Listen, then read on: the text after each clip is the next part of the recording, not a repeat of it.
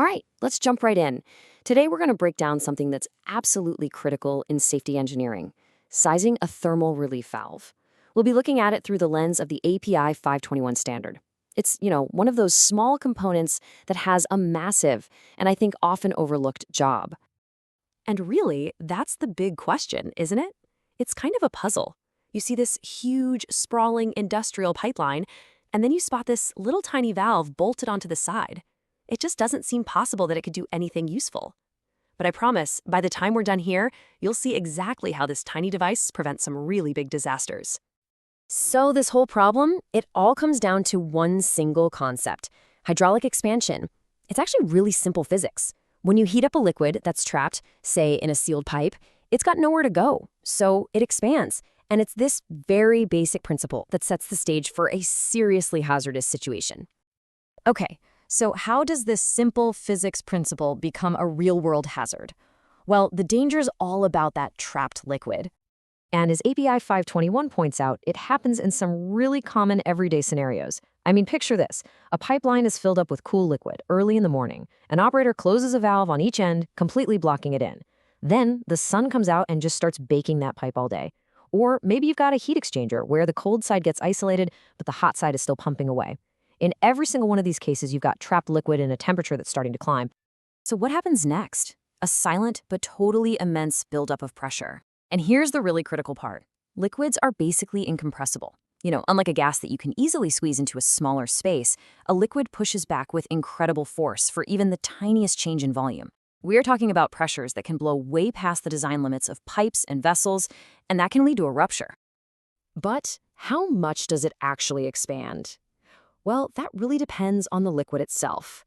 And this is where the science gets super interesting and directly impacts how we size these valves.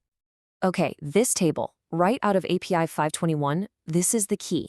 Just look at the column on the right, the cubic expansion coefficient. See the light hydrocarbons up top? The value is 0.00162. Now look all the way down at water, 0.00018. That huge difference in that one little number, well, that's everything when we're talking about risk. And wow, this chart just makes it so obvious. That light hydrocarbon, it expands almost 10 times more than water for the exact same temperature increase. So yeah, the type of fluid you have in that blocked-in line makes a massive difference in how fast and how high that pressure is going to spike. So this all brings us right back to our original question. If the pressure is so incredibly high, how can that tiny little valve possibly be enough to stop it? Well, it's because we've been thinking about the problem in terms of pressure, but the solution is all about volume. The standard itself actually gives us a huge clue. API 521 mentions that a valve larger than the standard 3/4 inch by 1 inch size can be required. The way that's phrased implies that this small size is the default. It's the go-to choice for a really good reason. It's usually more than enough. And here is the aha moment. This is the crucial point. Hydraulic expansion creates extremely high pressure, for sure. But it does that with a very, very small increase in volume. So to knock that dangerous pressure back down to a safe level, you don't need to vent a huge flue of liquid. You just have to release that tiny, tiny bit of excess volume. And for that job, a small valve is absolutely perfect. But, this is engineering, so of course there are always exceptions. While that small valve is the right call most of the time, there are some specific situations where you really do need to break out the formulas and do a full calculation to see if you need something bigger.